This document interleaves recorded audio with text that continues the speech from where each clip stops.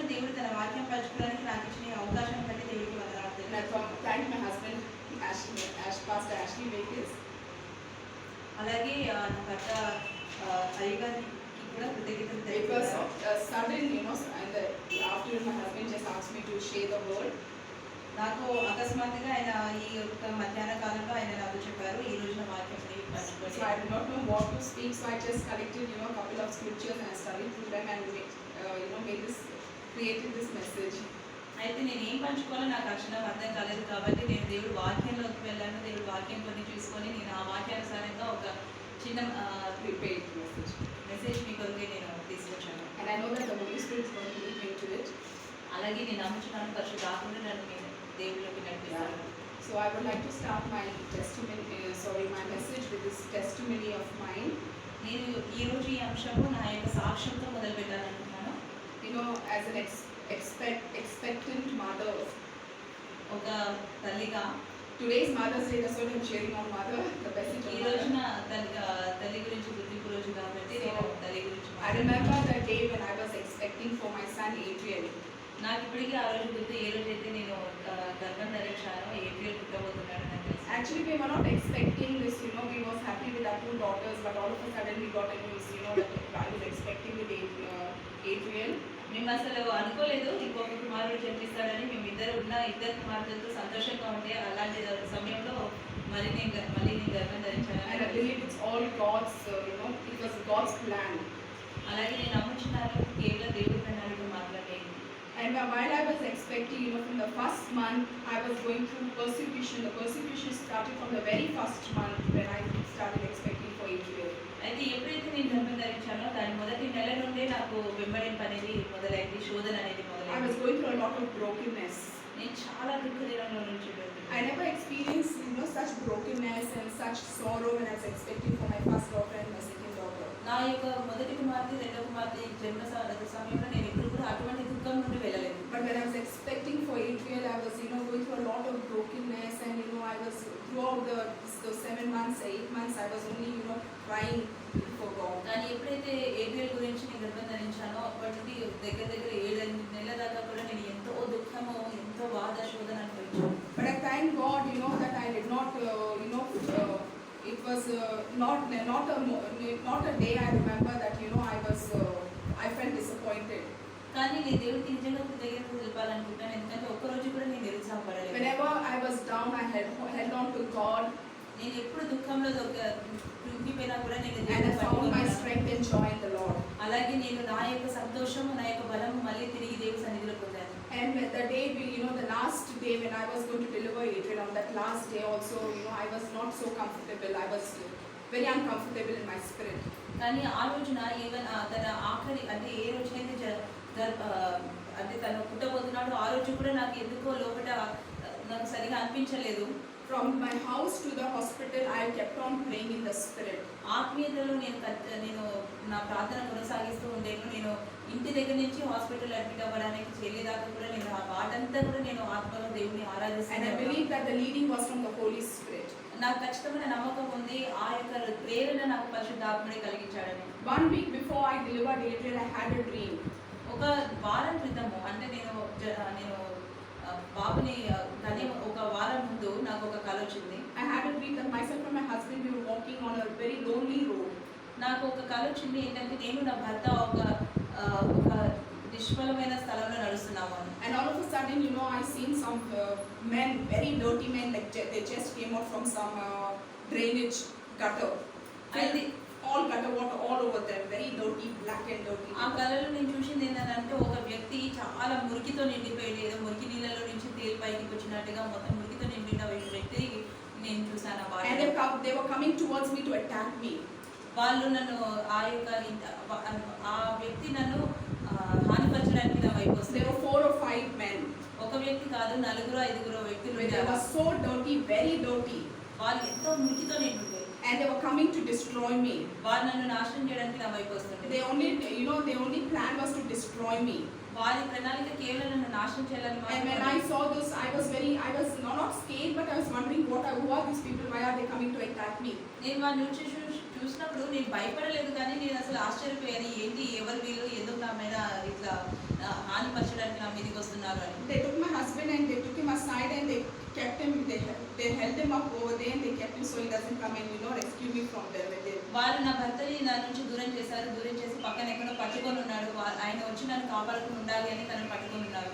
I did not know what to do at that moment. The Holy Spirit gave me the instructions to pray in the Spirit at that time.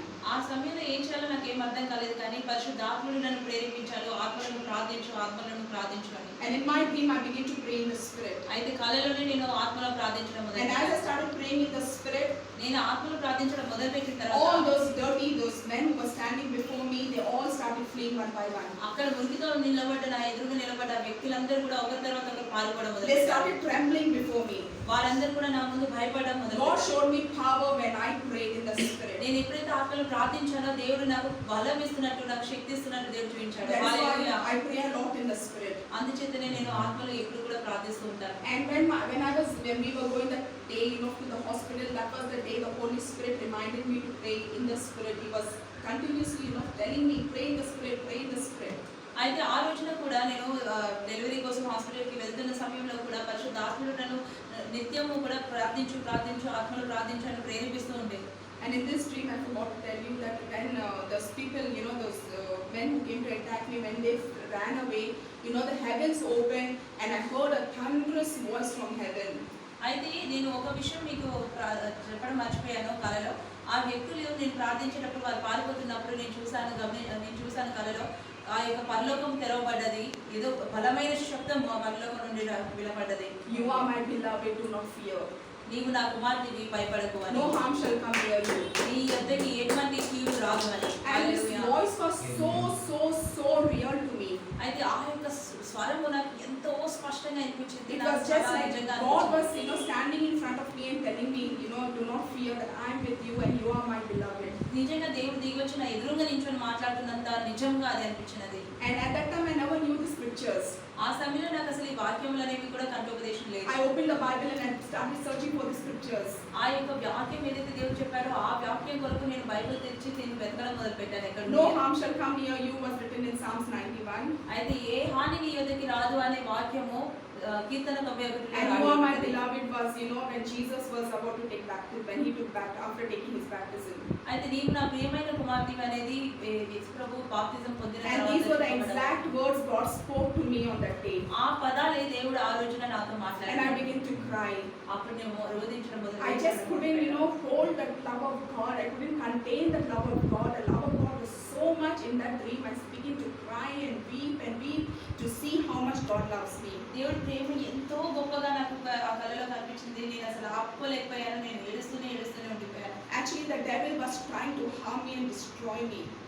అసలు జరిగింది ఏంటంటే సాతాను నన్ను శోధించాలని, నన్ను నాశనం చేయాలని Because ప్రయత్నించాడు. he knew the plans that God had for me. ఎందుకంటే నా కొరకు దేవుడు ప్రణాళికలు ఏవైనా ఉద్దేశంలో ఈ సాతానుడికి But తెలుసు. God before that spoke to me and showed me that I am victorious through him. కానీ ఆ యొక్క ఘటన జరగక ముందే దేవుడు నాకు సెలవిచ్చాడు, నేను Hallelujah. ఆయనలో విజయస్తులుగా ఉన్నాను అని. So, this is as a mother, the things that I was going through. అయితే ఇది తల్లిగా నేను అనుభూతి చెందిన విషయాలు నేను మీతో When I పంచుకున్నాను. was, just before going to the operation room, my daughters were still very small. Heidi and Adu were very small at that time. నేను ఆపరేషన్ థియేటర్లోకి వెళ్ళే ముందు కూడా నా యొక్క పెద్ద కుమార్తె చిన్న కుమార్తె ఇద్దరు చిన్న బిడ్డలు. And they just couldn't do without me.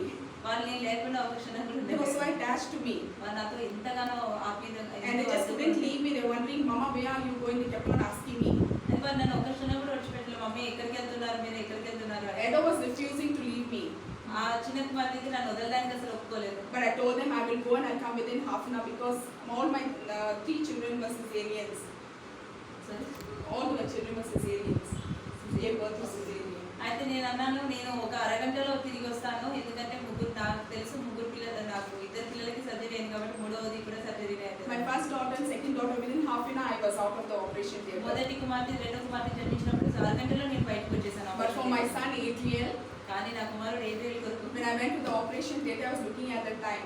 నేను ఆపరేషన్ థియేటర్లోకి వెళ్ళినప్పుడు నేను సమయాన్ని చూశాను. When will half an hour, when 20 minutes will pass, when 25 minutes will pass, when half an hour is going to pass. Because I ఎప్పుడు wanted 20 to go నిమిషాలు out of the గడిస్తాయి, room. ఎప్పుడు 25 నిమిషాలు గడుస్తాయి, ఎప్పుడు 30 నిమిషాలు గడిస్తాయి నేను గడియారం చూసిన. ఎందుకంటే నేను బయటికి వెళ్ళాలి పిల్లలు. When Adriel was born, they just took Adriel and they just dumped him in, one corner. They just put him in one corner and he was crying continuously. He was crying. ఎప్పుడైతే April పుట్టాడో తనని చూడలేక తను ఏడుస్తుంటే Nobody was attending to this small little baby. ఈ చిన్న బిడ్డని ఎవరు కూడా పట్టించుకోలేదు. And I saw the time, it was 1.5 hours. నేను సమయం చూసినప్పుడు ఒక గంటన్నర దాటి. And I kept on looking at my baby and I kept on telling the doctor, take my son out and give him to my husband. Why is he crying? I couldn't bear to see my son crying. అయితే నేను డాక్టర్తో చెప్పాను, ఎందుకు నా కుమారుడు ఏడుస్తున్నాడు, నా కుమారుని తీసుకెళ్ళి నా భర్త కాపని చెప్పండి, నేను నా బిడ్డని అట్లా ఏడుస్తుంది. But I did not know the seriousness of that, of that time. కానీ ఆ సమయంలో నా పరిస్థితి ఎలా ఉండేదో ఆ యొక్క సీరియస్నెస్ నాకు తెలియకపోలేదు. The doctors were all, beside me because they couldn't leave me even for a second. డాక్టర్లు అందరూ నా చుట్టూరే ఉండే, ఎందుకంటే ఒక క్షణం కూడా వాళ్ళు నన్ను I was in a very వదిలి serious condition. చాలా సీరియస్ పరిస్థితిలో ఉండే, Very horrible condition. చాలా భయంకరమైన పరిస్థితిలో. Then after that they gave me anesthesia and the effect of anesthesia, started going off because after half an hour, 45 minutes, they say that it goes off the anesthesia effect. అయితే surgery సమయంలో ఇచ్చిన anaesthesia ఈ యొక్క దాని యొక్క పవాలు కూడా నాకు చిన్నగా పోవడం మొదలుపెట్టి, నా మత్తు కూడా దిగడం మొదలుపెట్టి. And after that I could feel the doctors, doing the surgery on me, and I was screaming and I was shouting, Jesus, Jesus, take in the name of Jesus. అయితే ఆ తర్వాత ఆ సమయం గడిచిన తర్వాత నాకు ఆ నొప్పి తెలుస్తుండే కాబట్టి వాళ్ళు నాకు కుట్లేయడం, సర్జరీ చేయడం నాకు స్పష్టంగా అది తెలుస్తుంది కాబట్టి కేకలు మొదలు పెట్టాను, ఏసయ్యా ఏసయ్యా అని. And from that, even when I was during the operation theater, I was saying Psalms. I kept on saying Psalms 91, and this one scripture I still remember. I kept on meditating on and reminding Jesus, Jesus, you said that you will never leave me nor forsake me.